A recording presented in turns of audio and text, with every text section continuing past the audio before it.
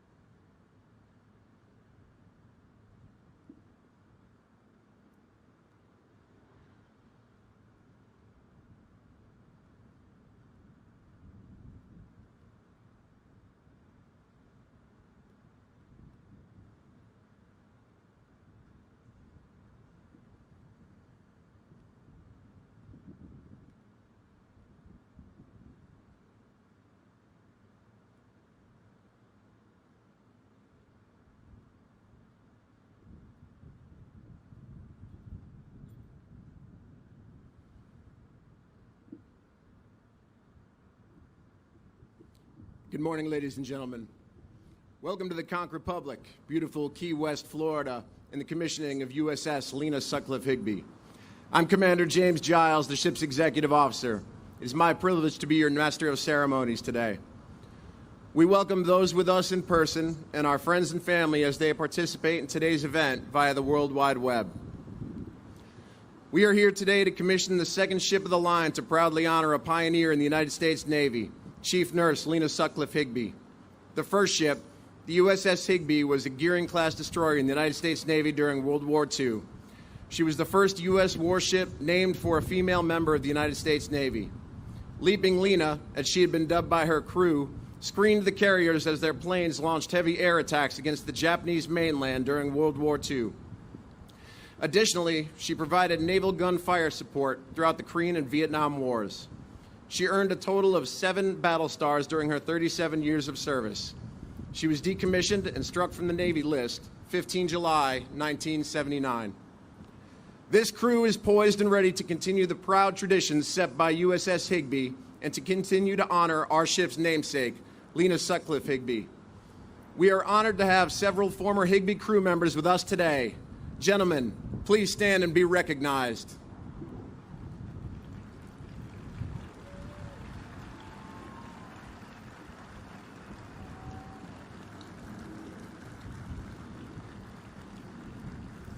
Lest we forget, the White Shoe Navy supports the fleet. We have members of the Navy Nurse Corps Association with us. Ladies and gentlemen of the Navy Nurse Corps, please stand and be recognized.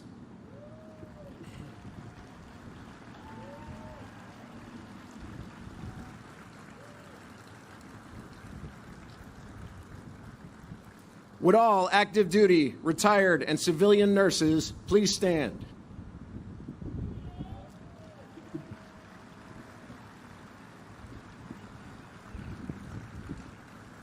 Would all active duty service members and veterans please stand?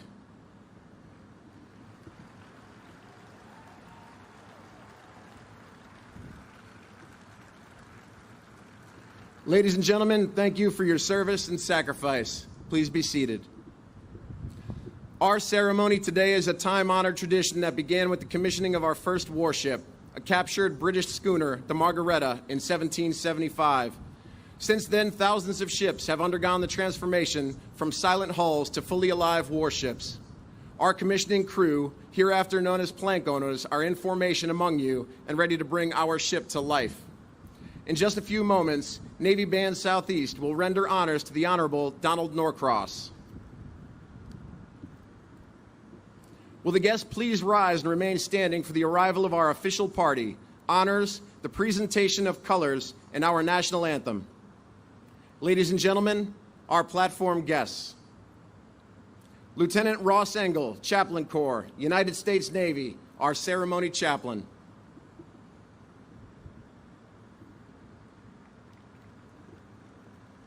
Captain Martin Jenkins, United States Navy, retired, Chairman, USS Lenah Sutcliffe Higbee Commissioning Committee.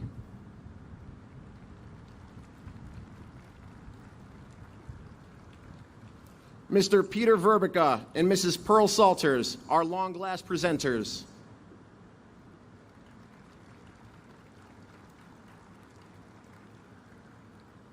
Ms. Margaret Munford and Ms. Mary Reed Munford, our maids of honor.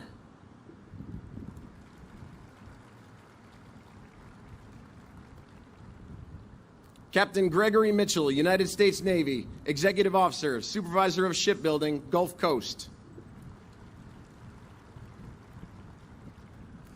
Captain Courtney Minitree, United States Navy, Commander, Destroyer Squadron 2-1.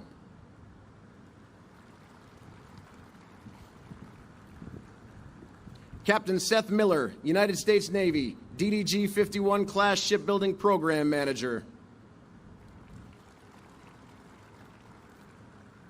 Ms. Jill Broward, Executive Director, Combatants, Program Executive Office, Ships. Ms. Carrie Wilkinson, Executive Vice President, HII, and President, Ingalls Shipbuilding. Rear Admiral Cynthia Keener, Nurse Corps, United States Navy, Commander, Naval Medical Forces Support Command, Director of the U.S. Navy Corps.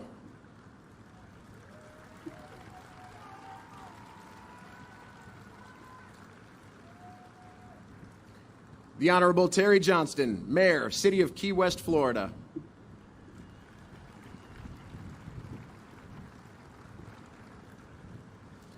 Admiral Michael M. Gilday, United States Navy, the 32nd Chief of Naval Operations. The Honorable Carlos Del Toro, the 78th Secretary of the Navy.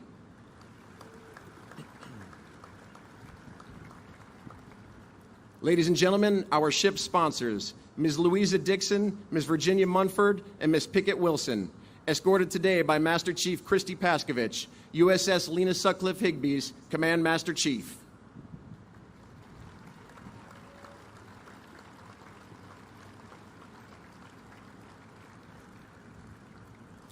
Ladies and gentlemen, the Honorable Donald Norcross, United States Representative, New Jersey's 1st District, and member of the House Armed Services Committee, escorted today by Commander Douglas Brayton, United States Navy, Lenah Sutcliffe Higbee's commanding officer.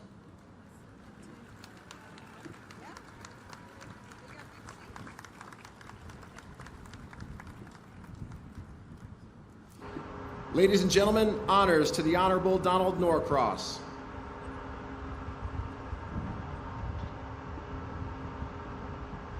Platform, ham, salute.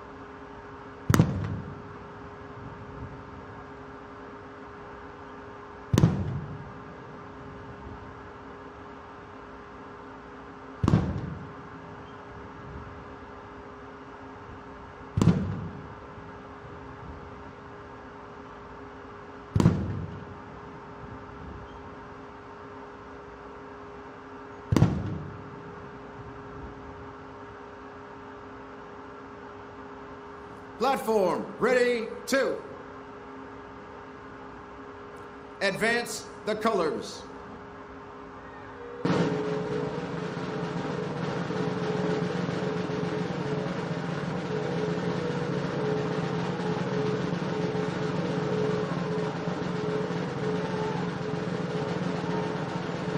Platform, hand, salute.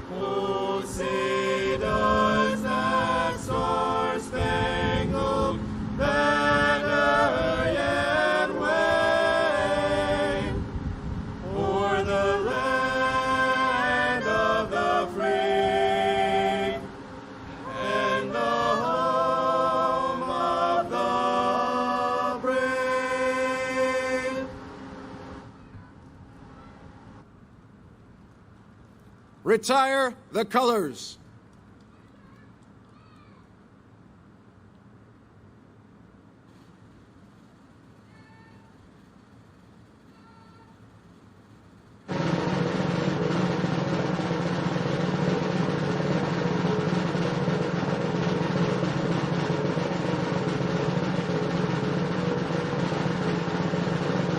Platform ready, 2.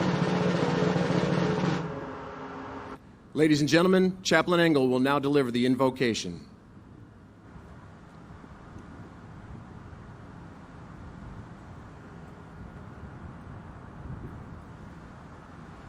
Let us pray. Heavenly Father, you establish governments to preserve peace, defend the weak, and to uphold justice. On this beautiful day, we gather to commission the good ship Lenah Sutcliffe Higbee, our nation's newest instrument of freedom and democracy. We ask your presence among us as we present this ship to our nation for service on its behalf. We thank you for the legacy of our ship's namesake, Lenah Sutcliffe Higbee, for her devotion and service to this nation and people in need. She and the Sacred 20 Nurses of 1908 blazed a trail, providing courageous, compassionate care to wounded and dying service members, proving the saying that nurses fight when others no longer can. May her heroism, love of country, and sacrificial service flow as the lifeblood of this ship that now bears her name. We honor the dignitaries before us who have worn the cloth of our nation, and we're grateful to those who sponsored this ship. We give thanks for their loving devotion, sacrifices, and service to our country. May each be an example of faithful service and commitment to duty.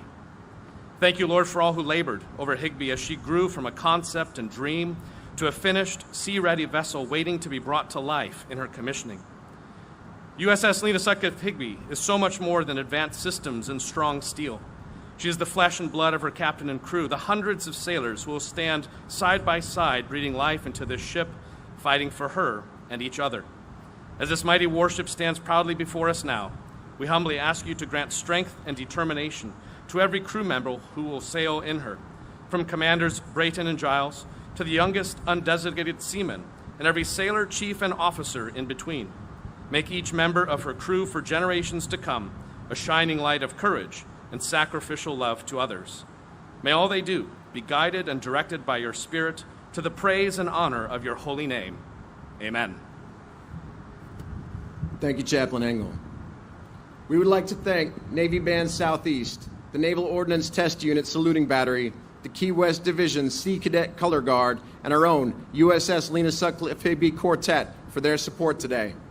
Additionally, we would like to thank and acknowledge the City of Key West, Florida, the Commanding Officer of Naval Air Station Key West, Captain Beth Rigoli, and her amazing team, the Key West Council of the United States Navy League, and the Lenah Sutcliffe Higbee Commissioning Committee for their generosity and support. Will the guests please be seated? Ship's company, parade, rest. Ladies and gentlemen, the Honorable Terry Johnston.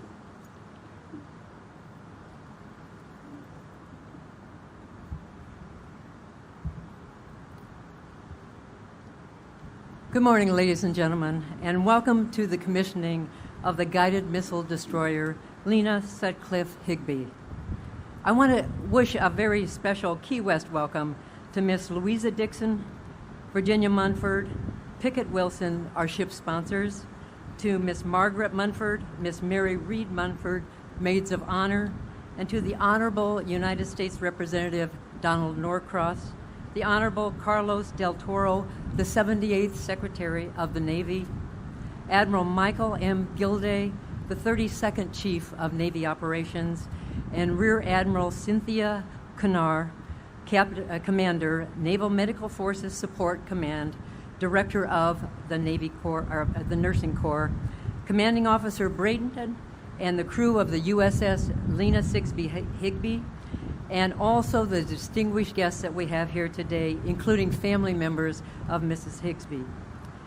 It is an honor for the residents of Key West and Monroe County to host the commissioning of the USS Lenah Sutcliffe Higbee this morning.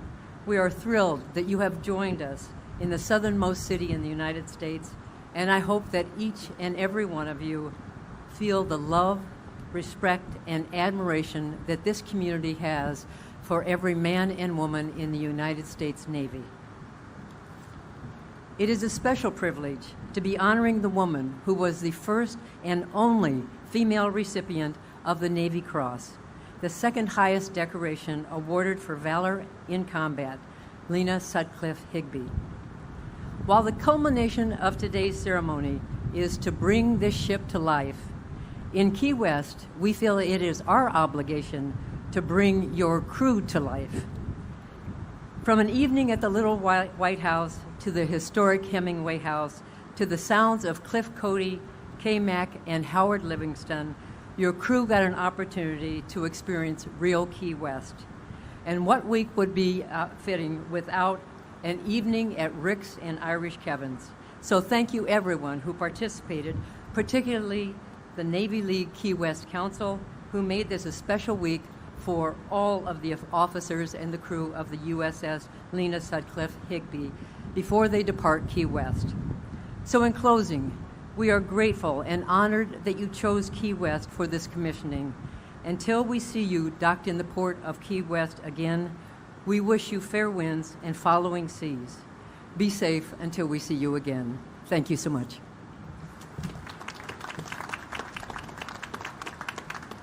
Thank you, Mayor Johnston. Ladies and gentlemen, Ms. Carrie Wilkinson. Good morning. I have to admit to feeling a little overdressed on this morning on a ship I'm accustomed to wearing a hard hat and steel toes on. It's really a pleasure to be here. We appreciate so much for having shipbuilders here and for inviting us to represent the thousands of shipbuilders of Ingalls Shipbuilding. And to the extraordinary individuals I've joined on this platform, it is a tremendous honor to be here with you. We've entered our 85th year of building and supporting ships at Ingalls Shipbuilding. We are a collection of incredibly diverse individuals, but connected by a common purpose that binds us together like family in serving a mission much bigger than ourselves. And while this weekend is about a number of important missions that fulfill a greater purpose, this morning I would like to talk briefly about an underpinning of them all, and that is service. Now, we know that by simple definition, service is a contribution to the welfare of others. And that is something that is fairly easy to put into perspective in today's world. Whether in terms of global good or our own national security, there have never been more opportunities to put aside individual wants and needs and focus on the bigger picture. And like our ship's namesake, a woman that dedicated her life to improving the welfare of others, the community represented at this event today, whether namesake, family, sponsor, Navy leader, elected official, shipbuilder, supplier partner, or citizen of this great nation, we have the privilege of coming together in service of our country. We at Ingalls have served our nation through the construction, test, and delivery of the ship and legacy we celebrate today since we laid her keel in 2017. And all of us as a community have imparted sweat equity together during this time, bound together in fulfilling an important mission in support of greater good. We now watch this ship, soon to be brought to life by a dedicated, talented, and mission-ready group of individuals as she begins her official service in support of global good and our national security. Your Ingalls shipbuilders couldn't be prouder. So my remarks this morning are brief, but most sincere. For me, it is a privilege to serve the shipbuilders of Ingalls that remain steadfastly dedicated to our common purpose, who honor their families and their communities by continuing our legacy of building freedom. For our Ingalls team, it is a privilege to serve the United States Navy and our nation.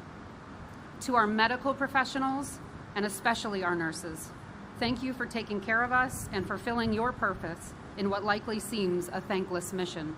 Not only do you do this every day today, but you did this tirelessly for shipbuilders throughout a significant portion of the construction and delivery of this ship. To our service members, whether in the Navy or another branch of service, thank you for protecting us, our way of life, and peace around the world.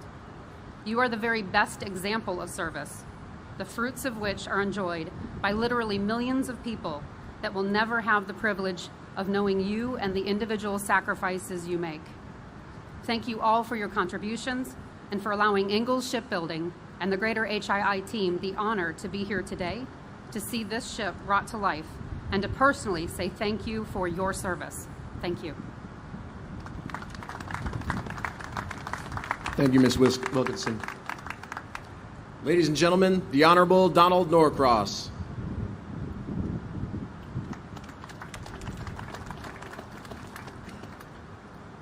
Good afternoon. It is wonderful to be here. Mayor, thank you for such a wonderful experience in a uniquely American city called Key West. And I will also echo the comments that this is the most formal I have ever been since I've ever been here in Key West. To Ms. Wilkinson, representing the men and women who toiled and to put this great ship together. To Secretary Del Caro, thank you for what you do each and every day in keeping our country safe. And to Admiral Gilday for a lifetime of service for what you do and continue to do on behalf of those brave men and women. And to Commanding Officer Braden, which may be your biggest day of your life, congratulations, because I know you will do well. To our ship sponsors, the Maid of Honors, men and women, those who have served in uniform, and the rest of us. It's a beautiful day to be here in Key West. I represent an area of the country in southern New Jersey, right across from Philadelphia, but I serve on the Armed Services Committee, specifically in Sea Power, where our commitment to those who will man this great ship today begins, ends, and certainly is overseen. But we're also a member of the Sea Shipbuilding Caucus because we understand it takes more than those that are here today to make sure that our country, our freedoms are protected. So this guided missile destroyers has many roles: anti-air, anti-sub, anti-surface, ballistic missile defense, and others. It is the true protectors of our U.S. fleet. Just like a nurse is, part of a greater good. The namesake Lenah Sutcliffe Higbee dedicated her life to protecting others. And that is what is unique about this great vessel. Years of service in the Navy, she literally led the way for those who continue to serve today. She touched and saved so many lives. And like Lenah, the crew will have an impact on our country and the world. And we want to thank them for all that they do. It is incredibly important to understand that the concept for this great vessel, a ship, starts across this nation. The raw materials come together. The workers who toiled through a pandemic to make sure that this ship would be available to those who would make sure that she protects this country. And we must thank those thousands and thousands of brave workers who continued that job. Because shipbuilding is part of America. It's about jobs. It is about national security. And across this great nation, we came together to have what you are looking here today. It takes those men and women, the engineers, the welders, the electricians, to put this together. But it will take those men and women, the sailors, to breathe life into this structure that will go on to defend this great country. So on behalf of Grateful Nation, we want to say thank you to all who are here today and all who have made it possible. Thank you, and God bless you. Thank you, Representative Norcross. Ladies and gentlemen, Admiral Michael Gilday.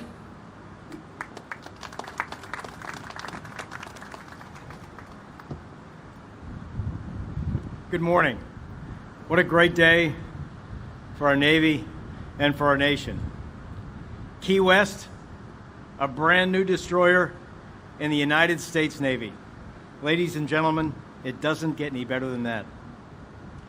Today marks the culmination of almost 6 years' work since Higbee's keel was laid in November of 2017.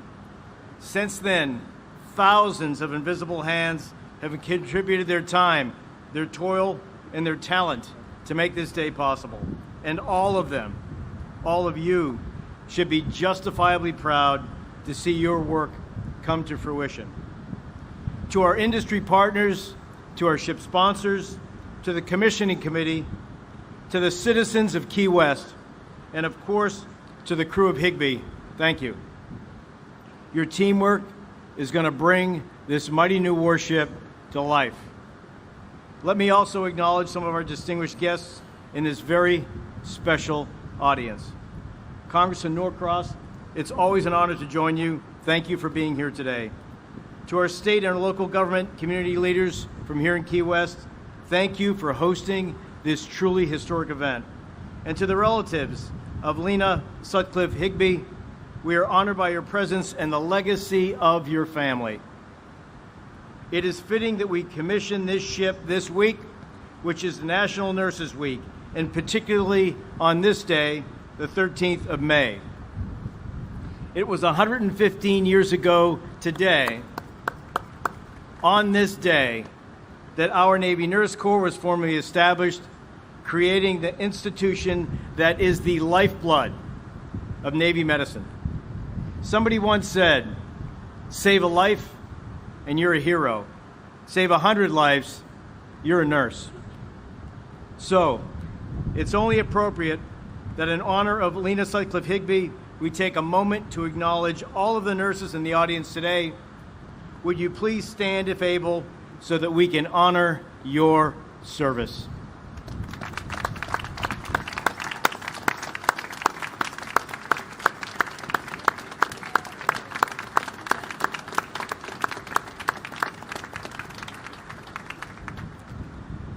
Lenah Sutcliffe Higbee was one of the first 20 nurses in the Navy's Nurse Corps, known as the Sacred 20.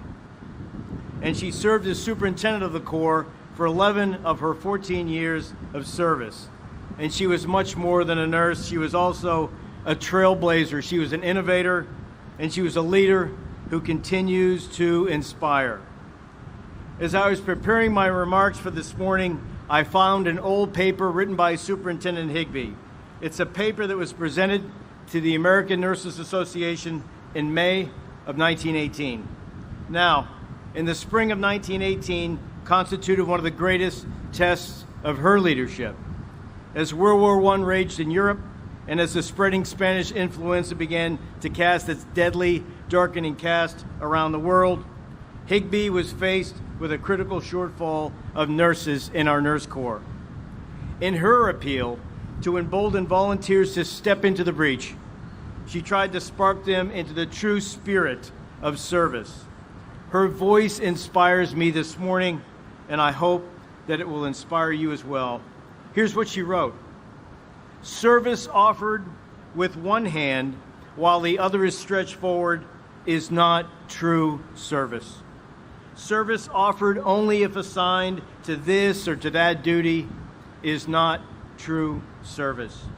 Service offered with frequent reminders of positions relinquished and salaries forfeited is not true service. True service, she wrote, is suffused with the divine leaven of self-sacrifice. Higbee herself embodied this spirit of selfless service, and her example has inspired generations of sailors and service members.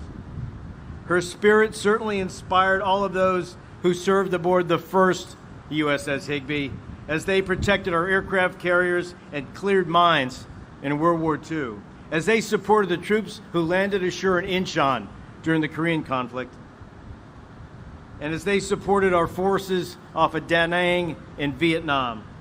I'm honored to recognize the crew members of DD 806, our fellow destroyermen who could join us today. Thank you all for your service. You are living testaments to Higbee's legacy of self-service. Gentlemen, could I ask you to please stand, if able, and be recognized.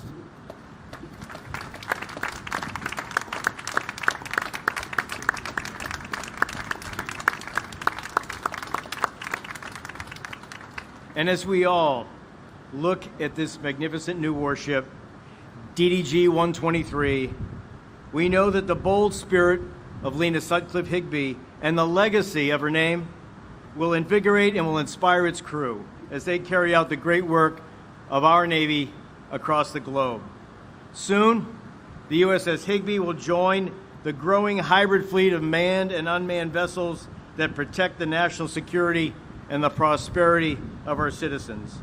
Higbee will play a central role in deterring our adversaries from choosing a devastating path of war, and if needed, will prevail in conflict. Our Navy's vision for the future is a hybrid fleet of manned vessels like the Higbee, combined with unmanned vessels under, on, and above the seas. So, it's an exciting time for your Navy, an important time to serve our nation, and we have much work to do. As we carry out this work, we will continue to be inspired by the character and the ideals of Lenah Sutcliffe Higbee, a warrior, a leader, a selfless servant of our nation. May we all follow her example. To the crew of Higbee, and particularly to your families who support you and serve alongside you, may God bless you, this great ship, and your many voyages to come. Now, it gives me distinct pleasure to introduce our 78th Secretary of the Navy. He is a man. Mrs. Secretary, this flyover is for you.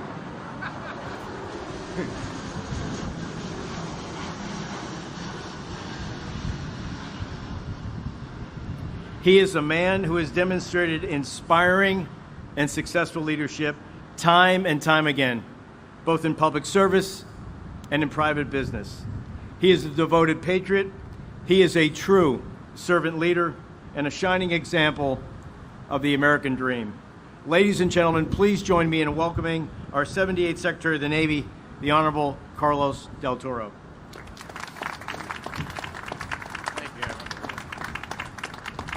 Thank you, Admiral Gilday, especially for the flyover. Good morning, Key West. Oh my gosh, you could do better than that. Sounds like some of you may have been out on Duval Street a little bit late last night. Good morning, Key West. And I know exactly which one of you are here from Key West and which one of us are here from Washington, D.C., because you're all the ones wearing shorts, aren't you? I thought about extending that privilege to the platform guests this morning. I've got a lot of special thank yous to give today, but my first thank you is actually going to go out to this Lieutenant Chaplain. I got about 500 to 600 chaplains that work for me in the Department of the Navy and the Marine Corps and the Navy. Chaplain, would you please stand for a second? Where are you, chaps? There you are. You know, he's only a lieutenant. And every one of these ceremonies, I asked my chaplains to come through and deliver. And he delivered today. A beautiful day with cloud cover and just a little bit of wind. How about a hand of applause for the chap?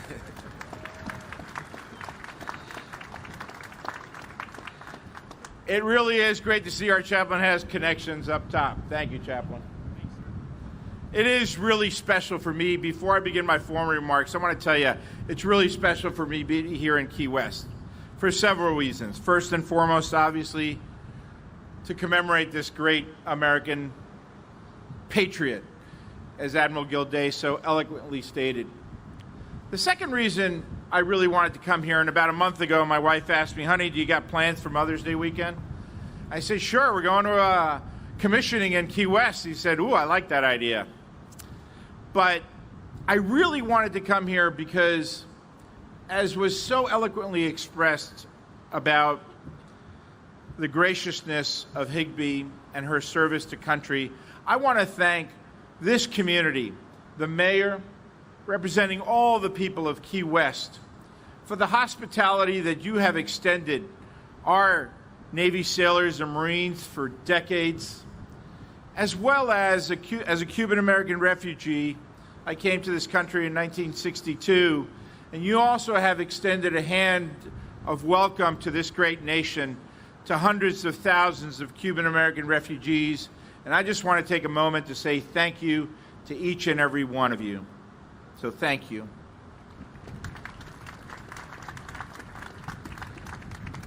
As Secretary of the Navy, one of our most privileged responsibilities and rights is to name ships. And as much as I would like to take credit for naming this great ship after this great patriot and warrior, the true individual who named this ship with tremendous courage of conviction and wisdom is our 75th Secretary of the Navy, Secretary of the Navy Ray Mabus, former governor of Mississippi. And Ray, I want to thank you for your wisdom in naming this great ship. Thank you, sir. Would you please stand up for a moment and be recognized? Thank you. My special thanks to Ms. Louisa Dixon, Ms. Virginia Munford, and Ms. Pickett Wilson for serving as the sponsors of this great ship. Serving as a ship sponsor is an important part of our Navy tradition, and your enduring support to the crew of the USS Higbee, both present and future, is appreciated as they sail around the globe defending our nation's interests.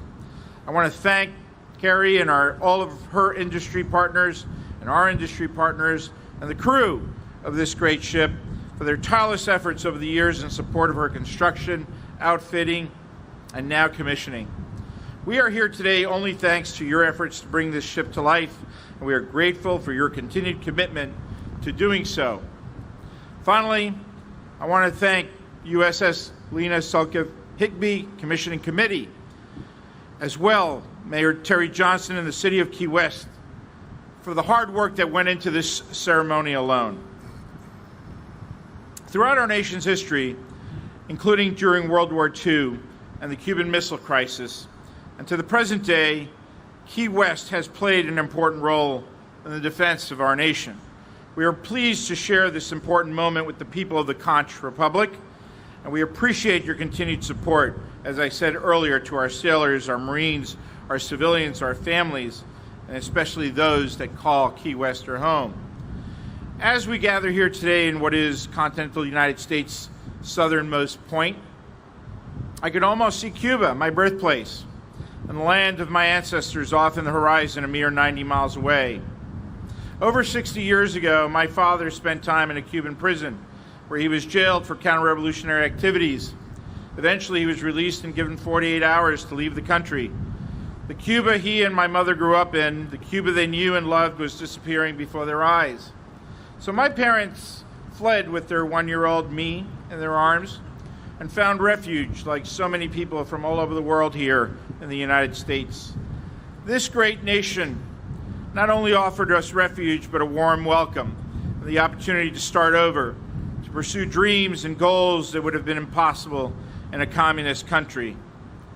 While my family was lucky enough to make it out of Cuba, they left behind friends and families who continued to live under the control of a government that they did not respect, one that did not respect human rights. Sadly, though, many years have passed, the situation with Cuba is not resolved, and the Cuban experience is neither unique nor constrained to a single island. Around the globe today, millions of people live under the heel of oppressive governments that seek to upend our long-lasting rules-based international order.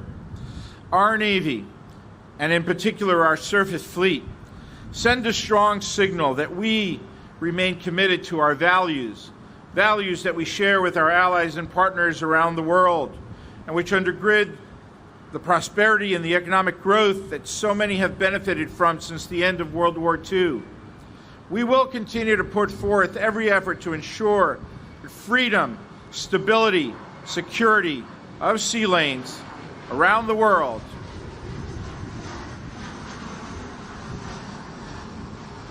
Including in areas where piracy, terrorism, and other illegal activities threaten the safe passage of goods and people. Today, with the commissioning of the USS Higbee, we add one more highly visible, extremely capable warship to our fleet.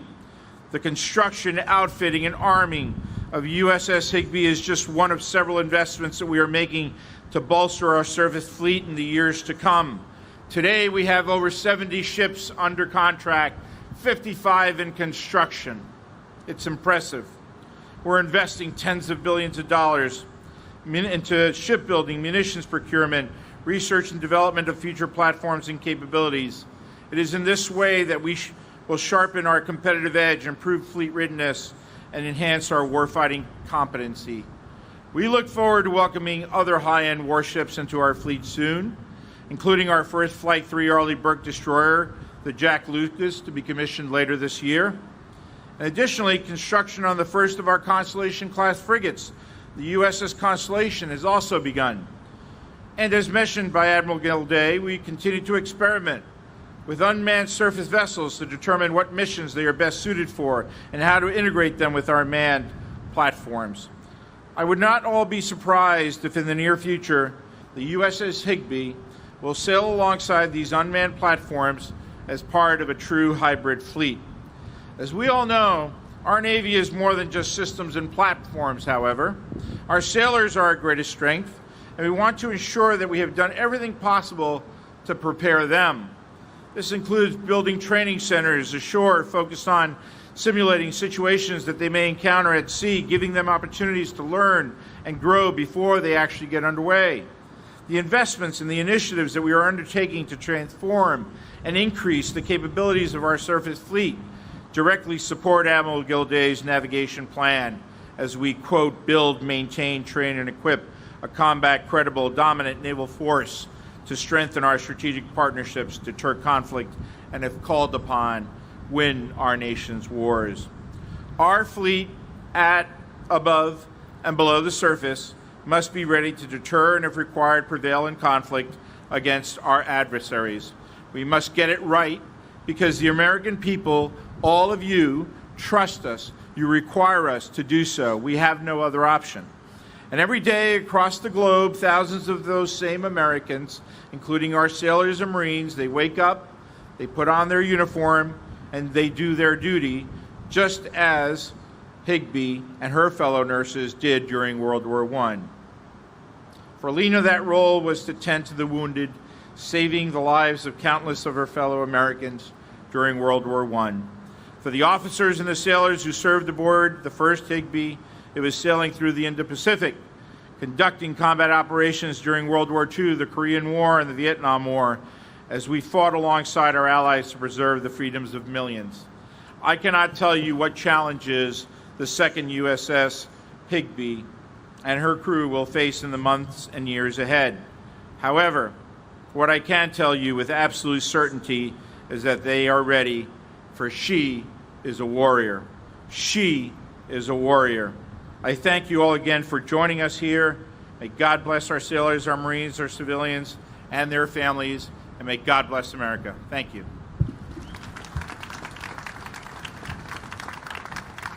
Thank you, Secretary Del Toro. We are delighted to have our Navy's senior nurse as our principal speaker. Rear Admiral Cynthia Keener was commissioned an ensign in 1991.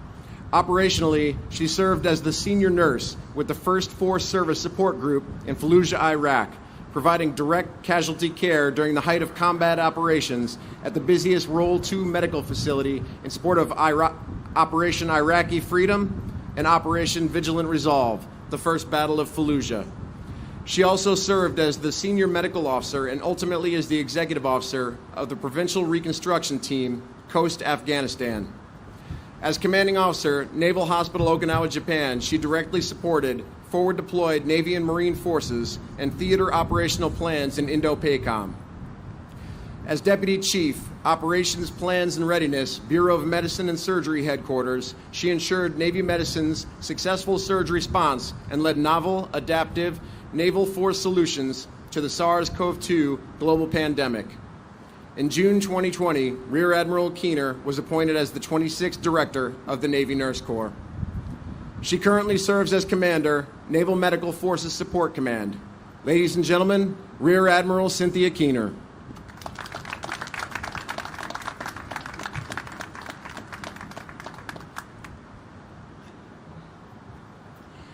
Good morning. When you have been asked to deliver the principal marks at the commissioning ceremony for our Navy's newest warship, and you will follow the Chief of Naval Operations, who, by the way, just put the step up here so I could be seen. Thank you, sir. And the Secretary of the Navy, You do what every Navy nurse knows to do in any personal moment of anticipation and exhilaration. You take a deep breath in through your nose and out through your mouth.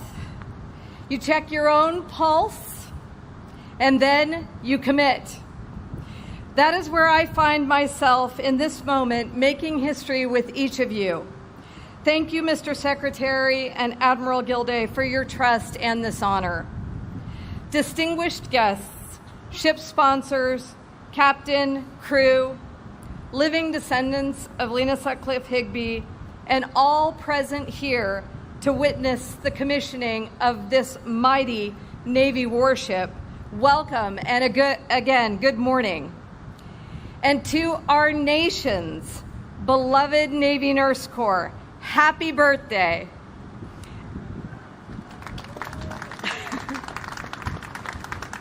Thank you. At only 115 years young, you are one of the greatest enhancements to the fighting strength of our Navy over the past 247 years of its rich history. Today marks my last day as the 26th Director of the U.S. Navy Nurse Corps. I and the nearly 4,000 active and reserve professionals I represent will forever feel connected to this moment in history, and words cannot fully express our gratitude for our presence and representation. Thank you. On this day, I recognize that I am here in no small part because of the vision, initiative, and conspicuous achievements of this great warship's namesake. 2 years ago, along with many here today, I was present for the christening, and today feels like a very warm, though I'm grateful for this cloud cover and breeze, and welcome family reunion. In 1908, Lenah Sutcliffe Higbee earned her position as one of the original Sacred 20 Navy nurses establishing our Corps. As the second superintendent, she led the Navy Nurse Corps with awe-inspiring distinction. And this morning, we celebrate her legacy. And in honoring her selfless service, we ensure that the permanence of her spirit is breathed into every space and crevice of this magnificent vessel as she comes to life.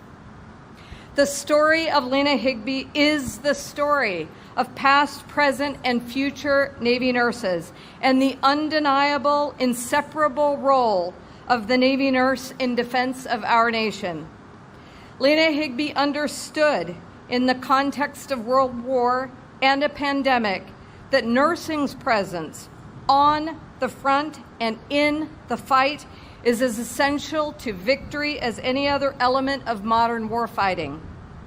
With uncommon vision and valor, Superintendent Higbee pursued credible standing for the all-female Navy Nurse Corps, fighting within the institution against overt discrimination and for the common basic features that we take for granted of military service, including pay, rank, housing, and even uniforms. I am personally grateful, and we are in a better place in our Navy because of the efforts of Lenah Higbee, former Navy Secretary, the Honorable Ray Mabus, as well as our current Navy Secretary and CNO, who continue to champion in both policy and advocacy the rich opportunities available to all who commit to naval service.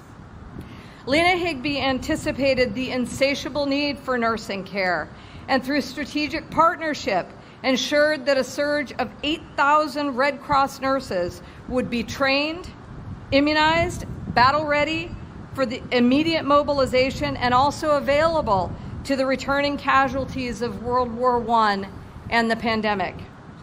Lenah Higbee's nurses proved their competence and their mettle, bearing full witness to the unspeakable horrors of warfare while rendering compassionate care to the ill, gravely injured, and mortally wounded. Today, we look to our future similarly, alongside our medical colleagues with comparable drive and determination. And just as our fleet, we adapt and evolve rapidly to meet the now and future challenges we face together, unified in mission purpose. In his remarks, Admiral Gilday anchored on Lenah's undeniable commitment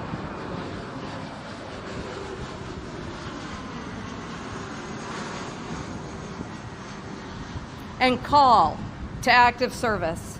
Today, in the crisis of a national nursing shortage, Navy nurses hear that same call and continue to be moved and inspired to serve. Nurses today have any number of options for employment. Those who choose a career in this uniform make the same authentic commitment that Lenah did. Service is indeed enough.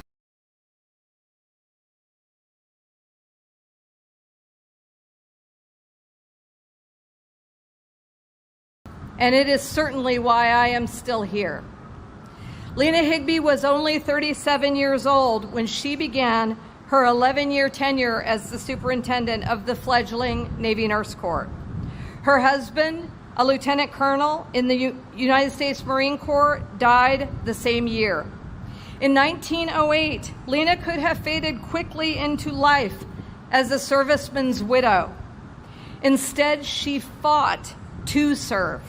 In her own right, in her time, it was with eyes wide open, facing challenge and sacrifice, both known and unknown. Yet she persisted and prevailed. I was the same age as Lenah and a lieutenant commander when I deployed to Fallujah, Iraq, as a family nurse practitioner, medical augmentee, and the senior nurse of Bravo Surgical Company. During the months of intense fighting at the front lines of military operations, our 100-person team rendered round-the-clock care to countless wounded Marines, soldiers, allies, and those unfortunate innocents caught in the crosshairs of war, including civilians, mothers, and their children. There is no question that my experiences in Fallujah confirmed my resolve and career-long commitment to serve. The 8 additional nurses on our team represented distinct nursing specialties and diverse clinical backgrounds. Each of us was utilized to our full capacity and indelibly changed by our experiences. Secretary Del Toro has acknowledged in a deed we do not know what the crew of USS Lenah Sutcliffe Higbee DDG 123 will face in her future.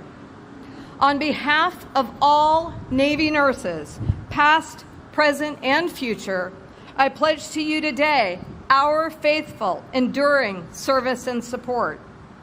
Present and accountable, Navy nurses have and will rush toward the battle with you and answer every call and deliver competent, compassionate care, whatever the mission and wherever there is need, because Lenah Higbee got it right. Navy nurses have served in every armed conflict aboard ships, in the air and on land around the globe, responding to both war and humanitarian crisis and disaster relief. Navy nurses have been held as enemy prisoners of war, and many have made the ultimate sacrifice to our nation during armed conflict operations. We are honored today to have 2 Vietnam War veteran nurses in our presence. Can we please just give them a round of applause?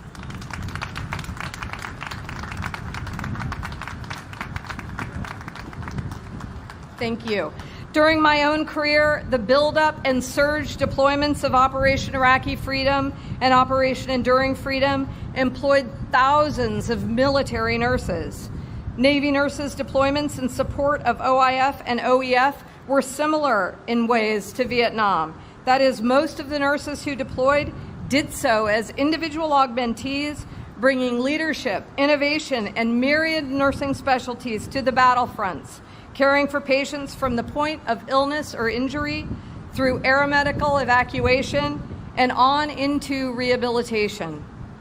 In the 2 decades spanning 1991 to 2020, just over 4,000 active component Navy nurses representing all Navy nursing specialties met the call of our nation with cumulative days deployed totaling 2,192 years. Our reserve forces were additive for the duration. The COVID pandemic of our time represented our most recent surge demand, and Navy nurses were again on the front lines with other nurses in our healthcare system, from medical departments on ships at sea to overseas hospitals, emergency rooms, and right here at home in makeshift care sites and civilian medical facilities, augmenting the care for our citizenry. In 2022, nearly a quarter of our Navy nurses deployed through the relentless demand in both garrison and operational settings. In the past 10 years, just a decade, your Navy Nurse Corps has rapidly evolved and adapted just like the fleet, along with science, technology, and highly specialized education and skills to meet all the demands in this rapidly changing and complex domains of our global service environment. In 2011, only 23 of our Navy nurses had earned their doctorate degree. The doctoral level of education is now the academic standard for many of our advanced practice nurses. In one short decade, over 230 nurses have now earned their doctorate degree, representing a 10-fold increase, and 33% of the current Navy Nurse Corps holds a master's degree or above. While these data are undeniable and impressive, the most important part and attributes of your Navy Nurse Corps are not so easily described or quantified. I am referencing the core essence, the substance, and the heart of your basic model Navy nurse. I am referencing the intimate moments between patient and nurse, where incalculable joy, pain, suffering, healing, health, hope, fear, acceptance, indeed any aspect of humanity that you might describe exists, surrounded by the warm, calming comfort of compassion, empathy, and care. It is looking into the eyes of a mortally wounded Marine as he is whisked away to the operating room, knowing that in the next 24 hours, humble and somber service brothers or sisters will deliver the worst possible news to a family. It is caring for a laboring mother and then comforting her and her spouse as they reconcile the facts of a premature birth and begin to manage their unspeakable loss and grief. It is acknowledging the stress and isolation of a prolonged at-sea period when your shipmate is in crisis and you listen, hold a hand, and cry together without judgment. These are the qualities which undergird and inspire each Navy nurse's loyal dedication to every patient, every hour, every day, without rest or respite from the obligations of selflessness and personal sacrifice. Truly, I am describing the same selfless service and substance embodied in Lenah Sutcliffe Higbee and her charge to our original Navy nurses. It is unfailing and it persists today. Every Navy nurse owes Lenah our gratitude. Through her vision, she established the foundational tenets of our Corps, transcendent through time and palpable still today. Your Navy nurses are laser focused to achieve competency at every level of education and practice, to prioritize operational readiness as their highest obligation, and to preserve the commitment to building capacity for the future fight. Lenah Higbee recognized and permanently established the sacred duty of Navy nurses to train our hospital corpsmen, knowing that their competent application of nursing skills would extend the reach of life-saving care to distant battle sites. This duty has never diminished. As I stand here before you, a direct descendant of Lenah Higbee's Navy Nurse Corps leadership lineage, I remain humbled and inspired. With integrity, pride, and determined action, I commit to all, as she did before me.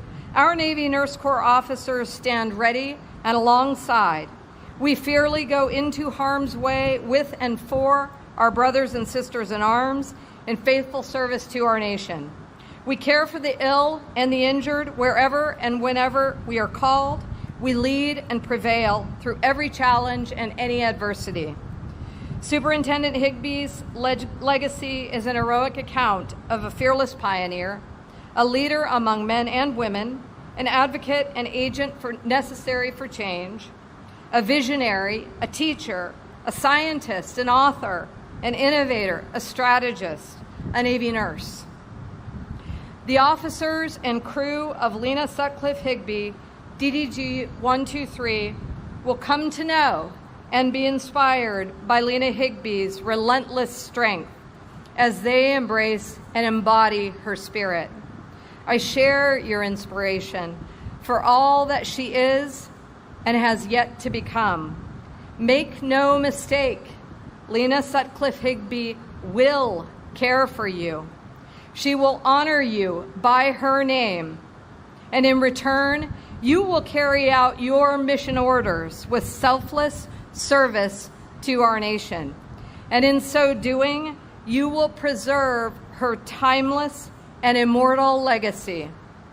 Bellatrix Ila, she is indeed a warrior and also forever a Navy nurse.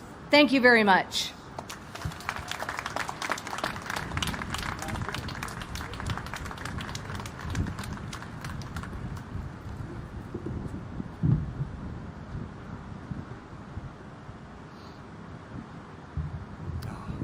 Thank you, Admiral Keener.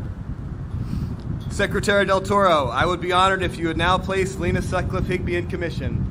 Commander, on behalf of the President of the United States, I direct you to place the Higbee in commission. Aye, aye, sir. Thank you, Secretary Del Toro. Executive Officer, hoist the colors and commission pennant. Aye, aye, sir. Ship's company, attention! The commission pennant in professional national navies began to take form late in the 17th century. All ships at that time were sailing ships, and it was often difficult to tell a naval ship from a merchantman. Navies began to adopt long, narrow pennants to be flown by their ships at the main masthead to distinguish themselves from merchant ships. The commission pennant will fly continuously until the ship is decommissioned. Ladies and gentlemen, please rise.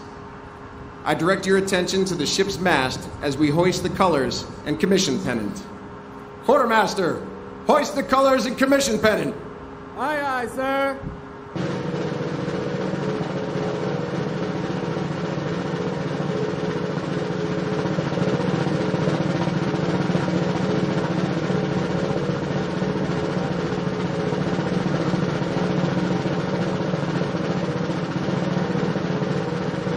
Captain, the colors and commission pennant are flying proudly over USS Lenah Sutcliffe Higbee.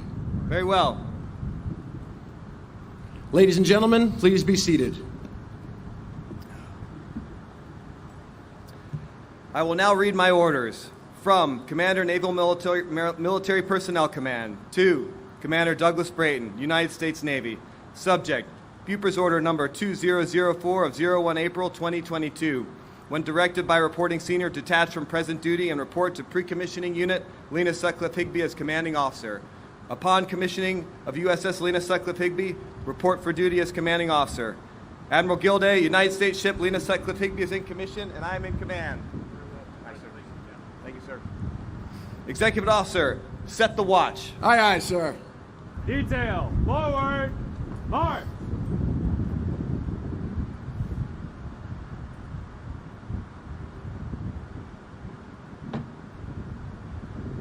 Officer of the deck, set the first watch. Aye, aye, sir.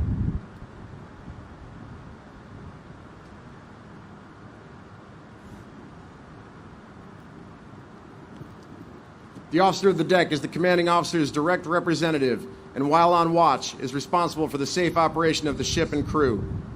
The long glass is the traditional symbol of an officer of the deck's authority in a ship of the line. We are honored to have Lenah Sutcliffe Higbee's great-great-nephew and niece, Mr. Peter Verbica and Mrs. Pearl Salters, with us today. They will pass the long glass to our first officer of the deck, Lieutenant Junior Grade Aaliyah Beeson from Cincinnati, Ohio. The Petty Officer of the Watch is Cryptologic Technician, First Class Petty Officer Hazel Kranick from Panama City Beach, Florida. The Messenger of the Watch is Sonar Technician, Third Class Petty Officer Miranda Lapsum from Aliquippa, Pennsylvania. And the Bosun Mate of the Watch is Bosun Mate First Class Anthony Crowder from Huntsville, Alabama.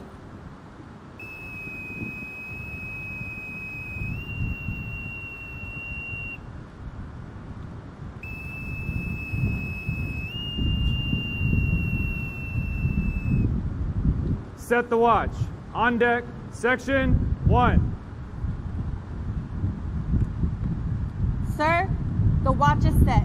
Very well. Detail. Forward. March.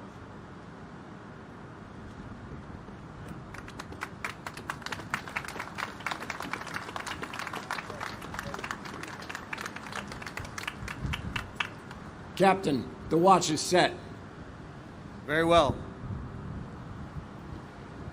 The spirit of a U.S. Navy warship is the embodiment of her sponsor. As you may have noticed, we have 3 sponsors, and therefore 3 times the enthusiasm enjoyed by most ships. Miss Louisa Dixon, Miss Virginia Munford, and Miss Pickett Wilson christened the ship in Pascagoula, Mississippi on April 21st, 2021, and imbued this ship with their charm and grace.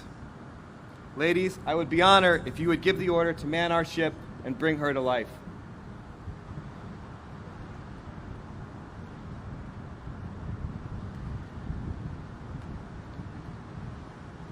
Officers and crew of the USS Lenah Sutcliffe Higbee, man our ship and bring her to life.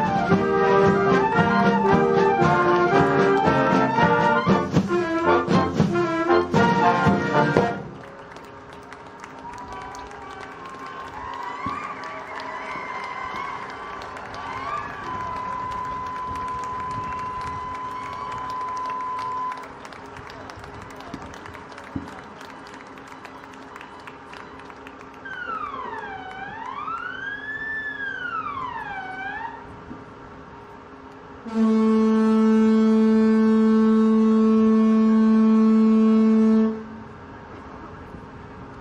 and gentlemen, the crew of USS Lenah Sutcliffe Higbee salutes you.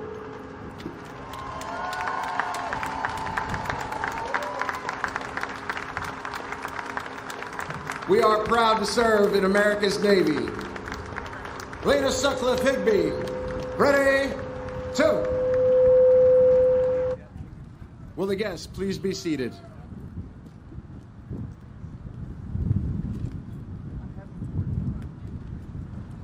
Captain, USS Lenah Sutcliffe Higbee is manned and ready. Very well. Commodore Minitry, USS Lenah Sutcliffe Higbee is manned and ready and reports for duty, ma'am. Very well. All right, ma'am. Secretary Del Toro, request permission to break your flag, sir. Captain, you have permission to break my flag. Aye, aye, sir. Executive Officer, break the flag of the Secretary of the Navy. Aye, aye, sir. Quartermaster, break the flag of the Secretary of the Navy. Aye, aye, sir.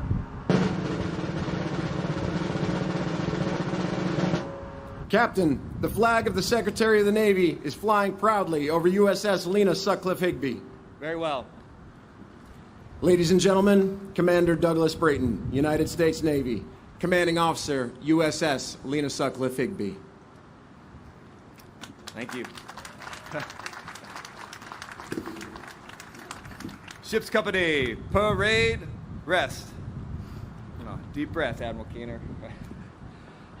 Congressman, Mr. Secretary, Admiral Gilday, Admiral Keener, distinguished guests, fellow citizens, and of course, Team Higbee. Hoo-yah.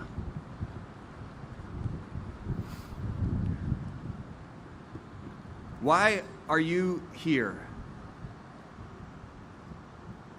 That's the first question that Lenah Higbee had to answer when she reported for duty to Naval Portsmouth Hospital in 1909.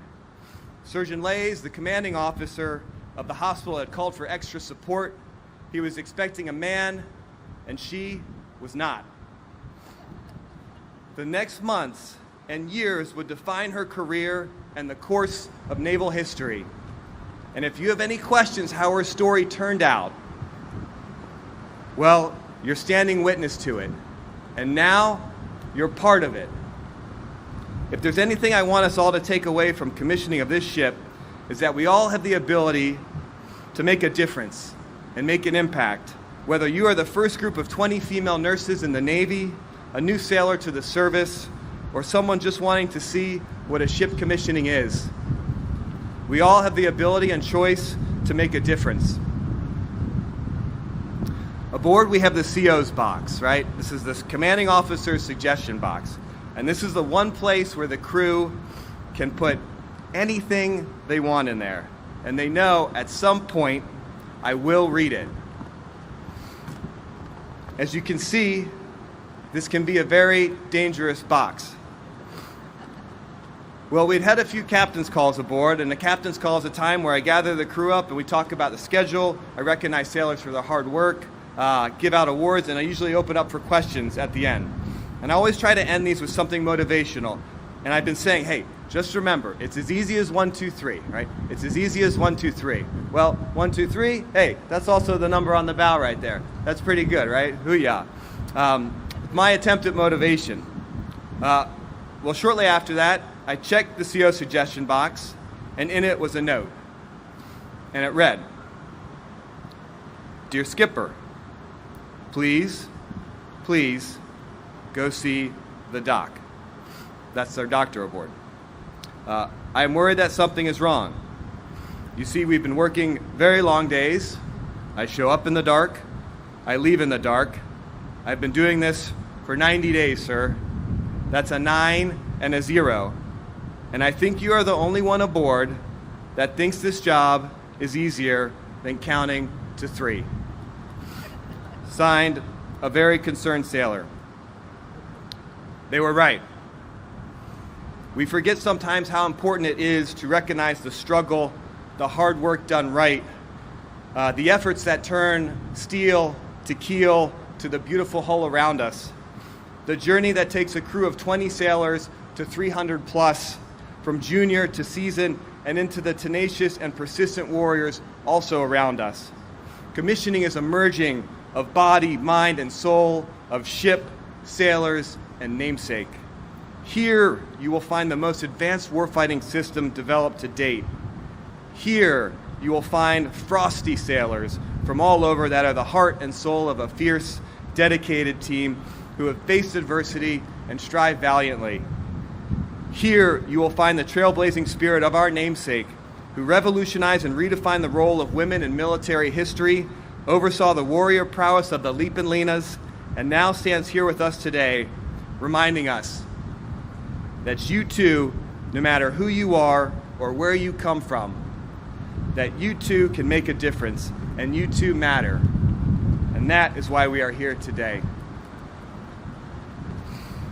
Superintendent Higbee once said, "No greater danger can come to a nurse than contentment with easy duty and the belief that the completion of their training is the final goal." I think she would be pleased with our progress. And I know the only answer she'd accept is, "Ma'am, we're just getting started." To my crew, my team, the warriors, what can I say other than thank you? It has been a journey with hard work, hard truths, and hard laughs. I'm impressed every day with your grit, dedication, and heart as we get real and get better again and again. Thank you for your trust, your belief, the scuttlebutt chats, and most importantly, the P-Way fist bumps. You have kept me going during the toughest days, and I hope at some point I have done the same for you.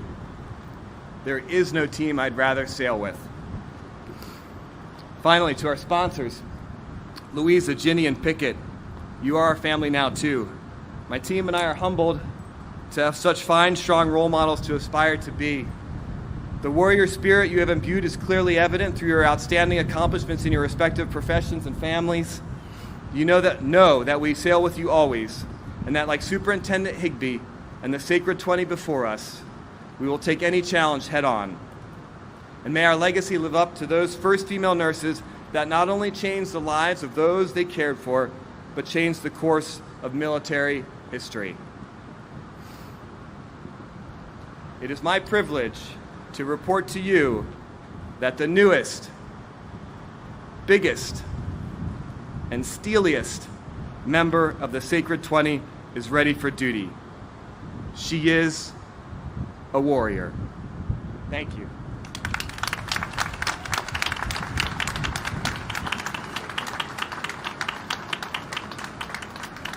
Ship's company, attention! Will the guests please rise and remain standing for the benediction that will be offered by Chaplain Engel.